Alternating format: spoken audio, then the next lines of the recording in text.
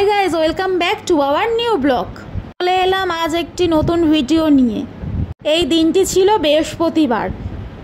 যেই মাছটা আমি কাটছি ওটা কিন্তু আঁশ ছাড়ানো, আমার শাশুড়ি মা আঁশ ছাড়িয়ে রেখেছে। শ্বশুরমশাই আগের দিন বুধবার মাছটা এনেছিল, তো ফ্রিজে রেখে দিয়েছিলাম, বৃহস্পতিবার কাটছি। তো চলো এখানে মাছগুলো পিস করে নিই, তারপর রান্নাঘরে যাচ্ছি।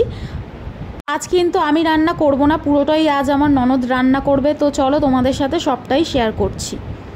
এখানে দেখবে সর্ষে, পোস্ত, কাঁচা লঙ্কা দিয়ে পেস্ট করে নিয়েছি। এখানে মাছটায় নুন হলুদ মাখিয়ে নিয়েছি। তারপর সব বাটা মশলা দিয়ে মাখিয়ে বসিয়ে দেবো। ইলিশ ভাপার রেসিপি কাউকেই বলার নেই, কারণ আমরা সবাই ইলিশ ভাপা মাছ রান্না করতে জানি। তো সবটাই যখন তোমাদের সাথে শেয়ার করি, রান্নাটাও তোমাদের সাথে শেয়ার করলাম।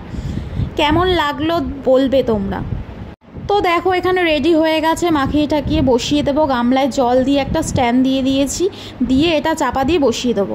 আরও রান্না হচ্ছে, সেগুলো পরে শেয়ার করব। চলো আজকে বৃহস্পতিবার, আমার ঠাকুর ঘর দিয়ে ঘুরে আসি। দেখো এখানে বৃহস্পতিবার পুজো দেওয়া হয়ে গেছে।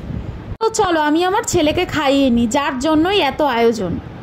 বিশ্বাস করবে না, ও এতটাই ছোট, এই বয়সে ও ইলিশ মাছটা খেতে এতটাই পছন্দ করে, কি বলবো তোমাদের। আর ও খেয়ে তো খুব খুশি। এর আগেও একদিন আমরা ইলিশ মাছ খেয়েছিলাম, সেটা আর তোমাদের সাথে শেয়ার করা হয়নি। তো চলো ওকে খাইয়ে নিয়ে আমি আমার খাবার নিয়ে আসছি। তো দেখতেই পাচ্ছ এখানে উচ্ছে আলু ভাজা দিয়ে ভাত খেয়ে নিয়েছি, তারপর ডাল দিয়ে ভাত খাচ্ছি।